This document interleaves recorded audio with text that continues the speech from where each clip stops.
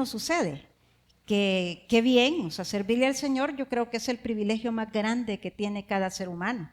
Si el Señor lo ha llamado a usted a un ministerio, siéntase bendecido, siéntase bendecida de parte del Señor, porque es el privilegio mayor que tenemos, ser tomados en cuenta por el Señor para trabajar en su viña.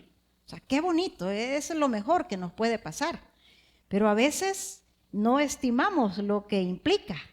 Y después viene el enojarnos con el Señor, vienen una serie de resentimientos y vienen a veces decisiones de desanimar a otros en el proceso.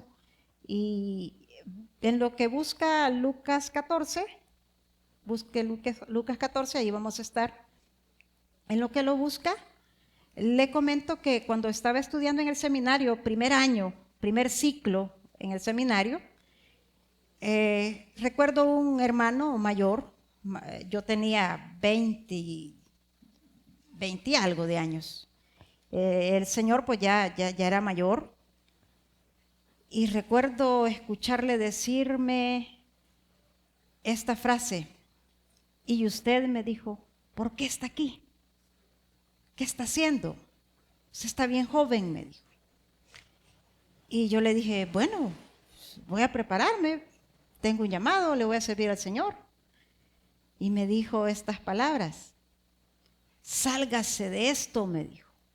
Usted está a tiempo, no cometa el error que yo he cometido, me dijo. Yo estoy aquí, me dijo, porque ni modo, me dijo. Me dediqué a esto y ya mi vida pasó, me dijo, y por eso estoy aquí. Pero usted, me dijo, está a tiempo. ¿Y cuál era la razón del lamento de él? Que en palabras de él, por servirle al Señor, él a esa altura de la vida no tenía una pensión, no tenía prestaciones de seguro social. Entonces, él eso estimó como pérdida, como haber perdido su vida. A mí me impactó escuchar a ese señor. Claro, el llamado del Señor, aquellos que tenemos el llamado, sabemos que no hay vuelta atrás, o sea, es fuerte, es poderoso, si no hay que leer a Jeremías o leer el libro de Jonás. O sea, no hay vuelta atrás, cuando el Señor lo llama, uno lo llama y no hay opción. Sin embargo, el escuchar a este señor decirme eso, a mí me hizo reflexionar, no en retroceder de ninguna manera, sino que en decir, Señor, lléname de sabiduría, porque cuando yo llegue a la edad de este señor, yo no quiero tener que darle este consejo que él me está dando a mí, esta recomendación que él me está dando a mí, a alguien más. Entonces ayúdame a tener bendición, a tener sabiduría.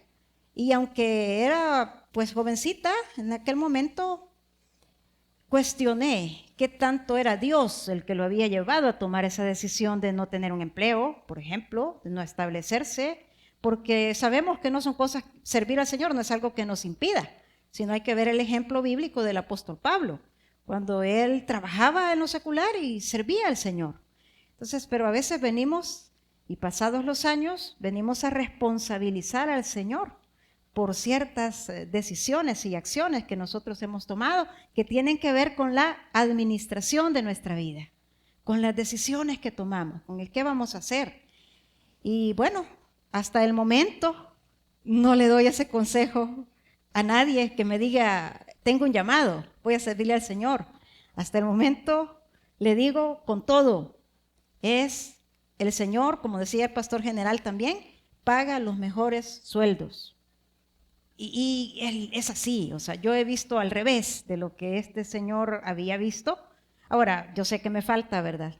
Falta, no sé, más adelante no puedo cantar victoria, pero le sigo pidiendo al Señor no tener que decir eso alguna vez, sino poder llegar a edades más mayores y poderle decir a los jóvenes, vale la pena, servir a Cristo es la mejor decisión que se puede tomar. Lucas 14, 28 al 32. Calcula el costo. Dice así la palabra del Señor. Porque ¿quién de vosotros, queriendo edificar una torre, no se sienta primero y calcula los gastos, a ver si tiene lo que necesita para acabarla? No sea que después que haya puesto el cimiento y no pueda acabarla, todos los que lo vean comiencen a hacer burla de él, diciendo: este hombre comenzó a edificar y no pudo acabar.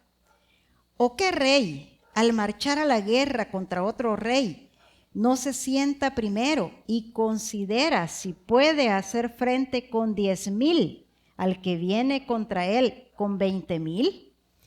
Y si no puede, cuando el otro está todavía lejos, le envía una embajada y le pide condiciones de paz. Vamos a dejar hasta ahí la lectura y oramos al Señor. Padre Celestial, te suplicamos en esta noche que toques nuestros corazones por medio de tu palabra, que sea tu Espíritu Santo ministrando nuestras vidas, que no sean mi boca, Señor, que no sean mis pensamientos, sino que seas tú usando mis labios, Señor, para edificar tanto mi propia vida como la de mis hermanos en esta noche, que seamos instruidos por tu palabra y que haya en nosotros, Señor, un mover de tu Espíritu Santo respecto, Señor, a mejorar en el área de la mayordomía en nuestras vidas, Señor, que tanto lo necesitamos. En el nombre de Cristo Jesús. Amén. Administrar es una responsabilidad divina. Me gustaba la predicación del pastor Carlos Escobar el día de ayer, que hablaba de cómo Dios le entregó a Adán y a Eva, bueno, a Adán primeramente, lo que había creado. Y le dijo: aquí está, para que tú lo administres. Al igual que hizo con Adán y con Eva, también Dios cada uno de nosotros nos ha entregado un reino, por así decirlo, un territorio sobre el cual tener incidencia, sobre el cual gobernar. Y lo primero que nos ha entregado es vida. Estamos con vida y eso implica muchas cosas. Implica que tenemos un cuerpo, implica que en general tenemos salud.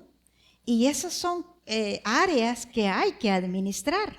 O sea, son responsabilidades nuestras el administrar esos recursos que Dios ha puesto en nuestras manos. Hay otro recurso que Dios ha puesto en nuestras manos, que por cierto que el pastor David González lo enfatiza bastante, y es el tiempo. El tiempo es un recurso, y es un recurso costoso. Si no, vea usted, nos pagan los salarios, nosotros decimos por hacer un trabajo, pero en realidad nos pagan los salarios por tiempo de vida, porque la persona que está pagando un salario no está dispuesto a invertir su vida, su tiempo, en eso por lo que nos paga usted y a mí. O sea, usted y yo podemos atender una tienda y estamos allí de 7 de la mañana a 4 de la tarde, por decir un ejemplo de horario. Pero el dueño, ¿dónde está? Probablemente esté en otra tienda, tenga otra sucursal, ¿verdad? Pero está, en términos generales, nos pagan por tiempo de vida. Nos pagan un salario porque nosotros estamos dedicando tiempo. Y usted vea, cada vez se busca gente joven que tiene más fuerza, más energía para pagarle por tiempo.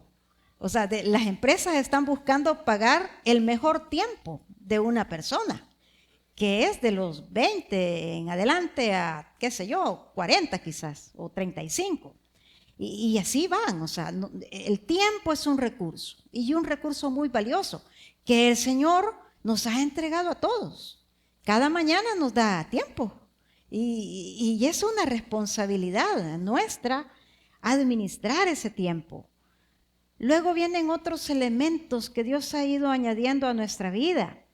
Familia, trabajo, los que tenemos un trabajo, de igual manera hay responsabilidades que administrar en ese trabajo. A algunos se nos confían, de parte de jefes, se nos confían recursos que nosotros debemos velar por ellos, debemos administrar. Y así hay muchas áreas que Dios ha dispuesto en nuestras manos. Una de esas áreas, es el dinero, como bien decía nuestro pastor Mártir, que le ha gustado de esta campaña, y a mí también, que el enfoque no es mayoritariamente el dinero. El dinero es parte de muchos bienes, de muchos recursos que Dios ha confiado en sus manos y en mis manos, de tal manera que es responsabilidad nuestra hacer una sana administración de todo lo que Dios nos entrega, no solamente del dinero, sino de todo eso que le he mencionado. Y a algunos Dios nos ha entregado más cosas, si no, acuérdese usted de la parábola, que por cierto la estudiábamos ayer con el pastor Carlos Escobar. A uno el Señor le dio 10 minas, pero a otro le dio 5. Y lo mismo sucede entre nosotros. Hay algunos de ustedes que el Señor les ha encomendado 50 cosas. Hay otros de nosotros que nos ha encomendado 3 cosas. Hay otros que nos ha encomendado 1. Y hay otros que depende de la edad que tengamos, así el Señor va poniendo responsabilidades en nosotros. Y para los más chicos que están acá, tal vez en este momento, tal vez solo es una mina la que tienen que cuidar, su estudio, por ejemplo. Y esa es toda la tarea en este momento, pero más adelante vienen añadiéndose áreas que nosotros tenemos que tener la sabiduría de saber administrar. Y yo puse acá algunos puntos a mencionar en este tema de calcular el costo. Y el primero que quiero comentar y reflexionar con cada uno de nosotros es la prudencia. Vea el versículo 28, donde dice, porque ¿quién de vosotros? Y no voy a seguir más, solamente que allí el Señor Jesús como que hace un llamado a la lógica, un llamado a lo que es correcto, al deber ser. Y dice, es como que si irónicamente está diciendo, o retóricamente más bien dicho, está diciendo, ¿habría una persona tan insensata, tan imprudente de echar a andar un proyecto sin calcular lo que va a invertir? O sea, por eso dice, ¿quién de vosotros sería tan imprudente de emprender algo sin saber si va a poder concluirlo? Entonces, el primer llamado en el área de la mayordomía es a la prudencia, a medirnos, a ser unas personas sensatas. Mire cuántas personas en diciembre se endeudan con tanta cosa por la imprudencia, porque nos bombardean en las redes sociales y nos bombardean con ofertas y en los centros comerciales y en todos lados nos están diciendo la primera cuota la paga en marzo, porque cada vez los de las empresas saben que hay una calamidad en enero y ni siquiera le dicen va a pagar en enero, va a pagar en marzo, le dicen, la primera cuota. Y algunos van extendiendo todavía más y le dicen va a pagar en abril. Y antes sucedía más, porque yo creo que los salvadoreños ya estamos aprendiendo un poco de mayordomía, de la administración, pero antes era bien frecuente que la gente en diciembre se le veía los carros estacionados donde estaban bajando muebles, estaban bajando televisores grandes y muchas cosas. Y también era bien frecuente que en enero se veía que llegaba otra vez el carro a sacar. Y así como la habíamos visto entrar a las casas, así mirábamos que salían. Y como buenos salvadoreños, hasta llamábamos a todos los vecinos, ¿verdad?, para ir a verificar el retiro de las propiedades del vecino. Y otra cosa que existía, que gracias a Dios hoy existe menos, es que si un vecino había visto que alguien había entrado muebles nuevos a su casa, o antes la moda eran los mini componentes. Y la gran bulla, el que hacía más bulla de los vecinos, el que tenía el mejor equipo de sonido. Entonces, pero si veían que alguien entraba con un equipo de sonido, no, si es que la siguiente semana los 3 vecinos de más cerca también entraban en su equipo de sonido, y más grande, porque había una competitividad bien poco sana, poco prudente en ese sentido.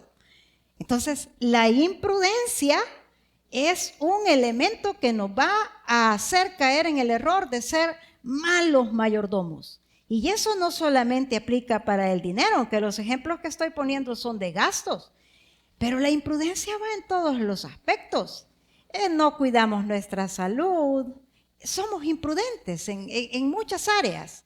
Ya no se diga el tiempo, ¿verdad? No administramos bien nuestro tiempo, no dedicamos a hacer algo productivo en el tiempo que podemos hacerlo, en el tiempo libre que tenemos. No hacemos esas cosas. Mire, en la medida en que vamos creciendo en edad, es recomendable que usted y yo estemos ejercitando nuestro cerebro.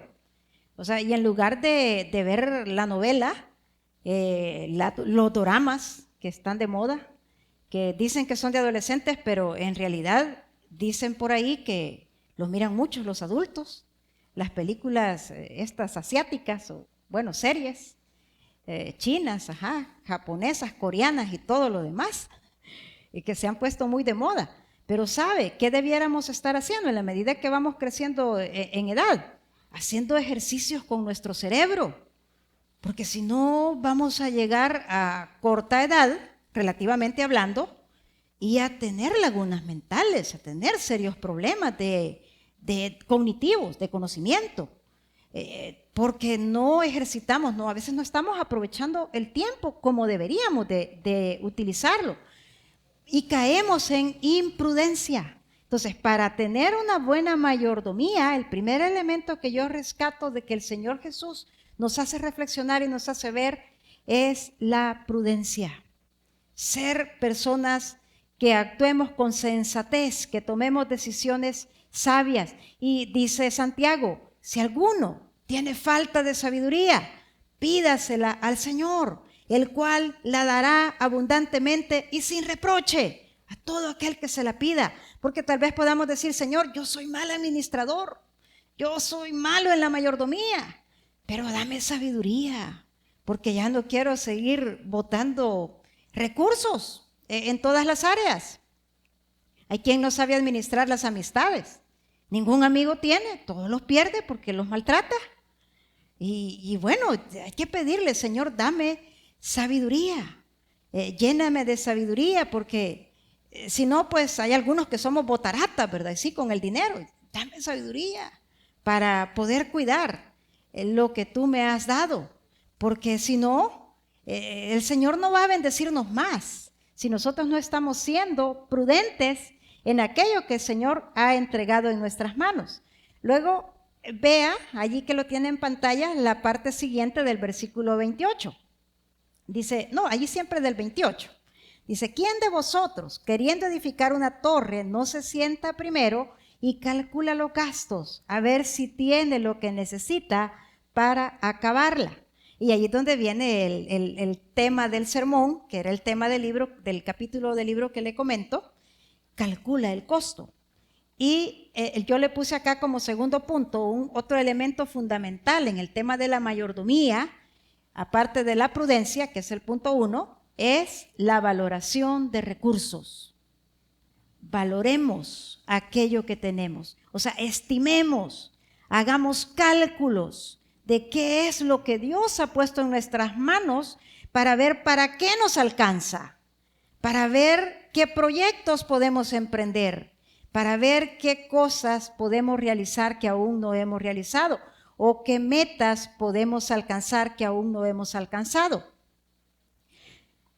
Dicen por ahí, leí un análisis que me llamó bastante la atención, que a los latinoamericanos y a otras latitudes del mundo también, no solo a los latinos, se nos ha ideologizado y que parte de esas ideologías que se nos han implantado es aquella que nos dice, tú necesitas ayuda, tú no puedes solo, no tienes la capacidad para salir adelante, tú eres pobre, tú no tienes nada.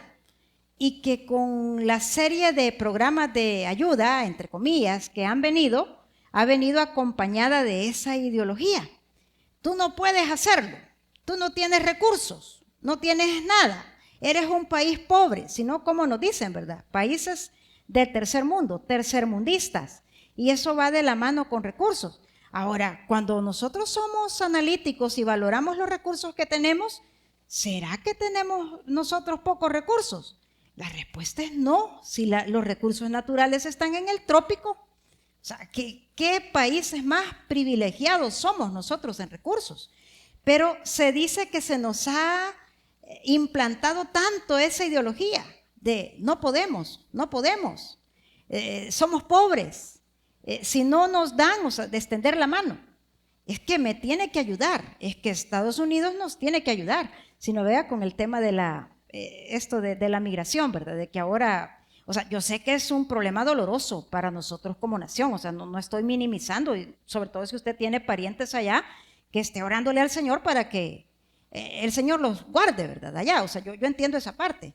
Pero la actitud de nosotros como latinos es culpar ahora al presidente de Estados Unidos por las decisiones que él está tomando y si analizamos en su país. Pero casi nunca culpamos a la gente de acá, del país, que ha tomado por medio de actos de corrupción y por medio de tantas malas mayordomías, decisiones que han llevado a que nuestros hermanos, nuestros compatriotas, no hayan tenido aquí oportunidades. Pero no, casi nunca nosotros tenemos esa mirada hacia acá. Decir, bueno, ¿qué ha pasado? ¿Y por qué no nos levantamos? ¿Y por qué no dejamos de permitir que haya un despilfarro, etcétera? O sea, casi nunca nuestra mirada está enfocada en lo cercano, sino que el otro tiene obligación de hacer esto y lo otro. Porque, y vienen esas ideas, es que tiene, o sea, tiene dinero, pero ya si lo trasladamos al plano más cercano, más individual, más íntimo, ¿será que porque mi vecino tiene recursos más que yo, tiene obligación de suplir mis necesidades? Yo creería que allí no lo pensamos de esa manera, o al revés.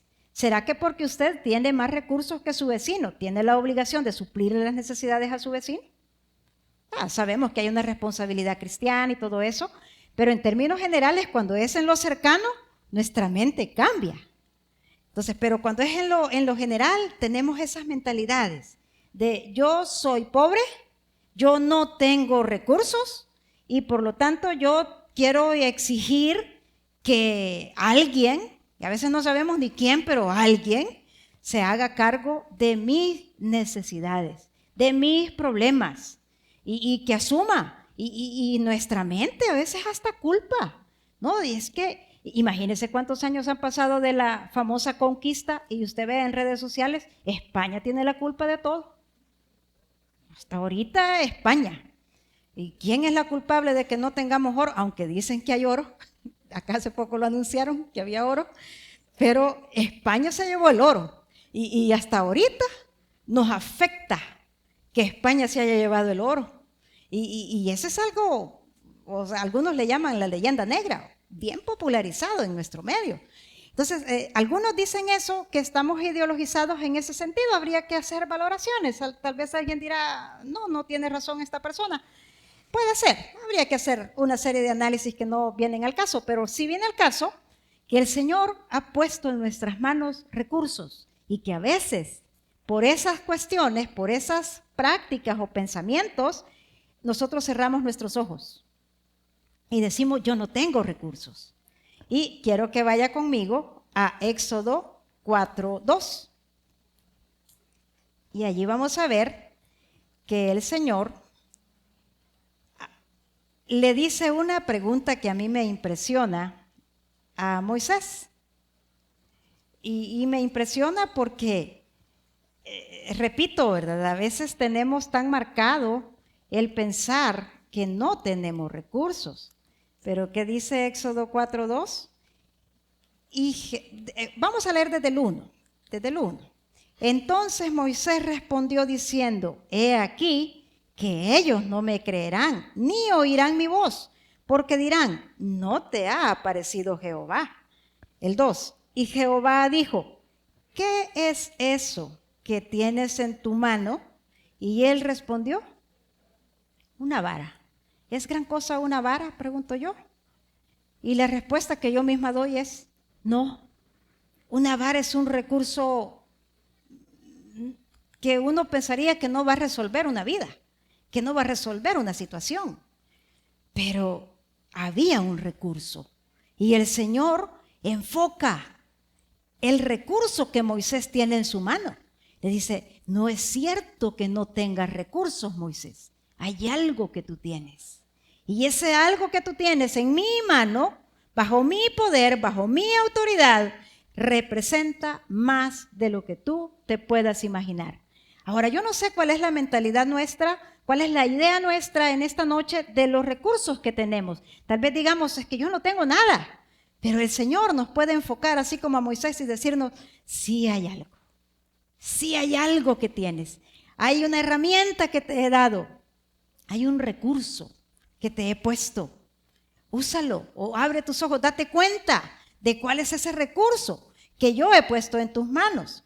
También vaya conmigo a Segunda de Reyes 4, donde vamos a ver también otro ejemplo de cómo Dios nos hace saber que sí ha puesto para usted y para mí recursos. Aunque en nuestra ofuscación, en nuestro miedo, a que vamos al fracaso, tal vez financiero o en otra área, no lo visualizamos y decimos, yo no tengo nada. Pero el Señor nos hace siempre ese enfoque y nos dice, sí hay algo, hay un recurso que yo te he puesto, que ahora quiero usarlo. Y eso es bien interesante de parte del Señor. Segunda de Reyes 4, 1 y 2.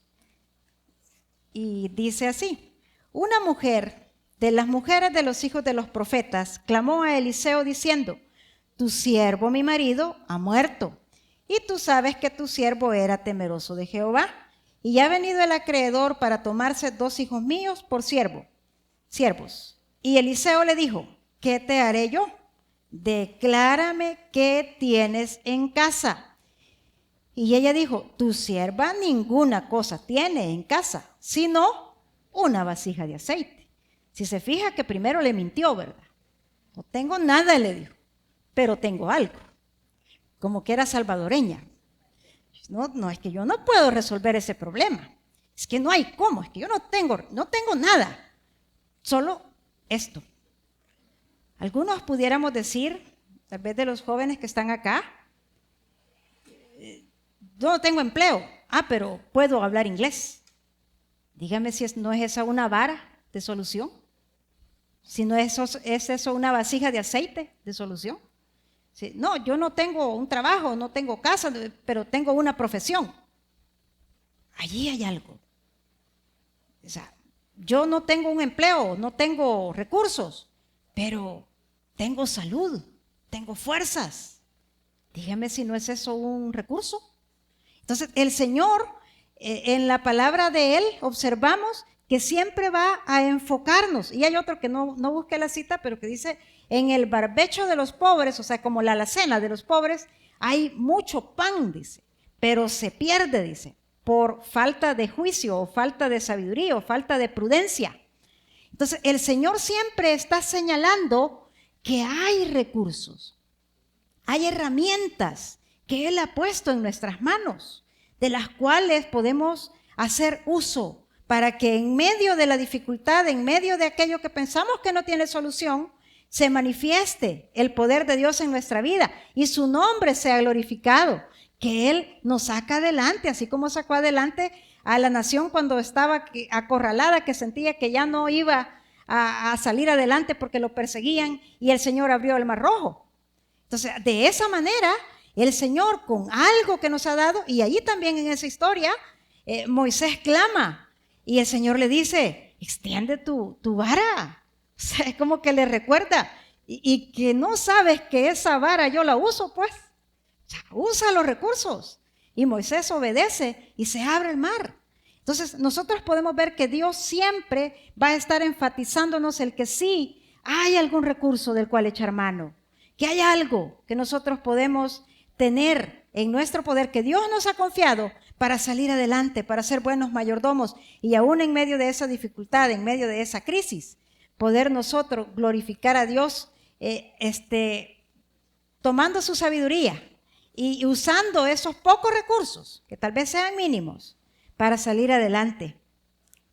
Recuerdo una frase que leí hace poco en Facebook que me impresionó, era un comentario, un mensajito, un comentario de texto, pero me impresionó. Era un anuncio sobre unas becas no recuerdo qué universidad, que decía que estaban regalando becas para estudiar inglés. Y bueno, yo me fui a los comentarios porque dice uno a ver si es cierto o es falso. Y me impresionó que una persona puso este comentario. Es gratis, escribió, hacerle creer a la gente que tiene ganas de superarse y que no tiene recursos. Wow, a mí esa frase me súper impactó. O Se la voy a repetir. Es gratis hacerle creer a la gente que quiere superarse y que no tiene los recursos. Me pareció súper impactante porque lo que estaban ofertando era becas. Y esta persona hace un análisis mucho más allá de la oferta de becas y dice, ¿por qué ofertan becas? Porque así le fomentan a la gente la idea de que yo quiero estudiar, pero es que no puedo. O sea, volviendo a lo que le decía al principio, ¿verdad? De a veces las ideologías con las que nos han enseñado. Yo quiero, pero no estudio porque no hay becas. Y en realidad, ¿cuánta beca no hay que se pierde? O sea, pero se va creando esa idea. No, es que yo no estudio porque no tengo recursos. ¿Será? Pero a veces tenemos siempre para la recarga. O sea, ¿será que en verdad no tenemos? O sea, y allí viene esta reflexión de valorar realmente los recursos. No es cierto que no tengamos nada. Aún en nuestras peores crisis hay una vasija de aceite. Aún en nuestras peores crisis hay una vara, un palo. Sí, pero en manos del Señor eso significa mucho. Esa vasija de aceite que tal vez para mí no vale nada, en manos del Señor significa mucho. Es un punto de partida para la bendición, pero el abrir los ojos. Y si se fija, el Señor no bendice sin antes abrir los ojos a las personas respecto a eso que tienen. Entonces, pidámosle al Señor, Señor, ayúdame a ver los recursos, mis recursos que tú me has dado, que tú me has confiado. Y no decir, no tengo nada, cuando sí el Señor ha puesto en sus manos y en mis manos ciertos recursos. Vamos a regresar a Lucas 14, y vamos a leer el versículo 29. Ahora sí vamos a pasar al 29. Dice, no sea que después que haya puesto el cimiento, el que está edificando la torre, y no pueda acabarla, todos los que lo vean comiencen a hacer burla de él. El siguiente, el 30. Diciendo, este hombre comenzó a edificar y no pudo acabar. No sigo leyendo porque el otro es un ejemplo diferente, pero con la misma enseñanza de estimar, de calcular los costos, de no emprender un proyecto que no vamos a ser capaces de sacarlo adelante. Y el siguiente punto que tenía, el primero era prudencia.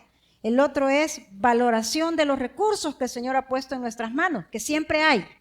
Y el tercer punto es la planificación, la proyección hacia el final de las metas que nos proponemos.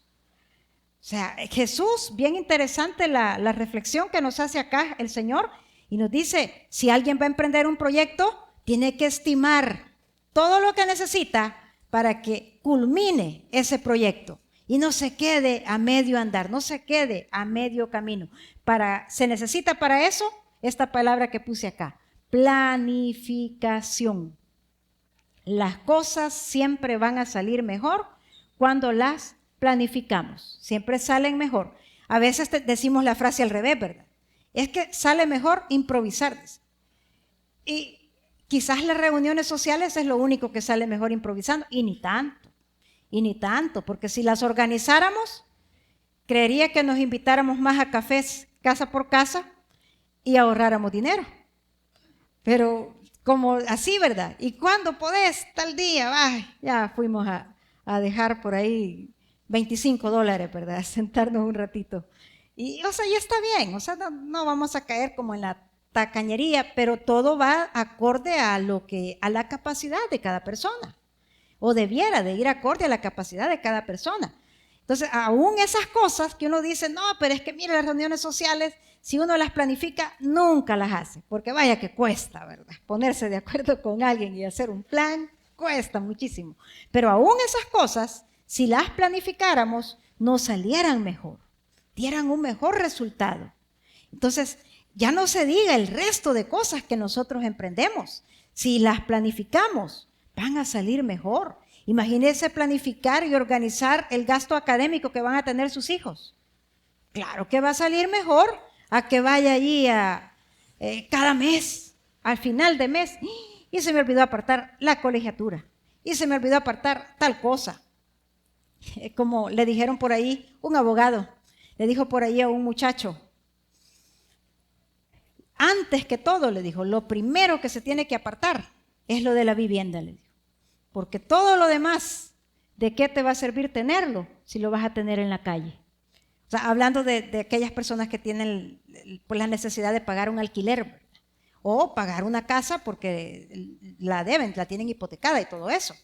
Entonces, eso es algo vital, o sea, organizarnos y proyectarnos, planificar de tal manera que podamos hacer un buen aprovechamiento de esos recursos que ya vimos por la enseñanza del Señor, que aunque sea poquitos, hay recursos, hay elementos que nosotros podemos utilizar o que el Señor puede utilizar para sacarnos adelante, muchas veces de baches en los cuales estamos, pero aún con poquito el Señor se puede ir glorificando en nuestra vida. ¿Pero qué necesitamos? Planificar. Alguien ha dicho por ahí, usted quiere salir de deudas, planifique cómo salir de deudas. Mire, aunque sea $1 que usted le vaya abonando a capital de sus créditos que tiene, $1 más, aunque sea $1, le digo que va a ir como una gotita, pero le va a ir ayudando a salir de esas crisis. Pero no, ¿verdad? Lo que hacemos en salvadoreño es meternos en una deuda más grande para salir de las deudas pequeñas. Y después viene el refil, porque los bancos, ¿cuál es la ganancia de los bancos? Que estemos con créditos. Esa es la ganancia de los bancos. Y nosotros, esa es en lo que caemos. Se dice que el sector docente, que es mi gremio, uno de los principales problemas que tiene es que está endeudado como en el 60% de su salario, porque la ley tiene un límite, pero existen las cajas de crédito y existen muchas cosas, muchas instituciones financieras que se salen de la ley y van prestando confiadores y bueno, en resumidas cuentas que cuando hacen el análisis de cómo está el sector docente en el área financiera, dicen que debe el 60% del salario, los docentes lo pagamos a instituciones financieras, así de deudas. Yo creo que no solamente el sector docente, a nivel de El Salvador tenemos esa atadura de estar con bancos y a veces tenemos esa justificante que decimos, no, es que si no es con deudas, no se hace nada. Es razonable, pero si usted estudia un poquito de finanzas, va a aprender que hay deudas buenas y deudas malas y que las deudas de consumo son malísimas. ¿Qué son deudas de consumo? Para comprar, incluido un carro. Perdóneme que se lo diga, pero así dicen los analistas financieros. Es consumo. Comprar ropa, ir a gastar en salidas, en algún hotel de playa, deudas de consumo. Es que quiero hacer un viaje, deuda de consumo. Entonces, eso dicen es malísimo. Y bueno, yo he hecho deudas de ese tipo. Mi primer viaje así lo hice, con deudas y quería hacerlo y lo hicimos. Pero son deudas de consumo. ¿Que es recomendable? No, no es recomendable. ¿Cuáles son las deudas buenas? Las que van a representarle un bien. Que si es carro, así si usted va a trabajar, va a hacer que genere porque lo va a trabajar como Uber, esa ya no es deuda de consumo, ya produce. Si usted va a comprar una casa, se va a endeudar por comprar una casa, ya no es deuda de consumo porque usted va a usar esa casa y se va a ahorrar el estar pagando un alquiler. Entonces, esa otra clase de deudas que enseñan los analistas financieros y que esta no es una clase de finanzas, solamente retomar algunos elementos para decir que hay que planificar. O sea, aquella cosa cualquiera en la que nos vamos a meter, y esto no solo abarca el área financiera, sino que al principio yo le mencionaba que el Señor ha puesto en nosotros, en nuestras manos, recursos diversos, como nuestro cuerpo, como nuestra salud, como una familia, como amistades, como muchos elementos.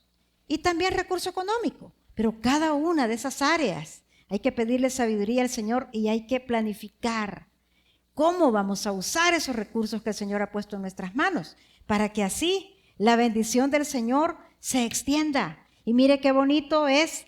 ¿Cuál es uno de los propósitos del Señor de bendecirnos? Que podamos bendecir a otros. Le mencionaba lo de que el rico no tiene obligación necesariamente de darle al pobre, Pero qué bonito es que el Señor lo bendiga a usted y usted pueda bendecir a otra persona. Claro, ya ese es el cristianismo, ¿verdad? Nuestros principios cristianos, que sabemos que no todo es para quedarnos, sino que somos mayordomos, somos administradores y hay que pasar, hay que compartir. Y así Dios nos bendice todavía más. Pero no hay que hacerlo por eso, sino que con todos estos recursos, porque bien dice nuestro pastor Junior, por mucho que estés orando, dice, aunque pases orando todo el día, pero si no vas a dejar currículum, no esperes que te van a llamar para un empleo. Que estés orando todo el día, 8 horas diarias. En lugar de ir a trabajar, yo oro, Señor, por un trabajo. Pero hay una responsabilidad de parte de la mayordomía que hay que saber desempeñar. Y si lo hacemos, el Señor puede abrir las ventanas de los cielos, puede sacarnos adelante y puede hacernos bendición para otros en nuestro entorno.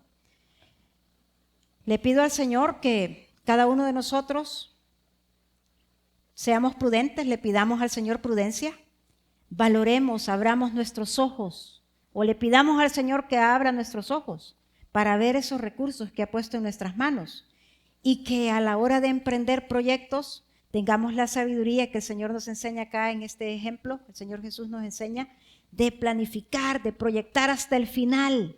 No solo por la emoción, porque eso es bien de salvadoreño, ¿verdad? No, es que yo ahorita voy a levantar mi casa.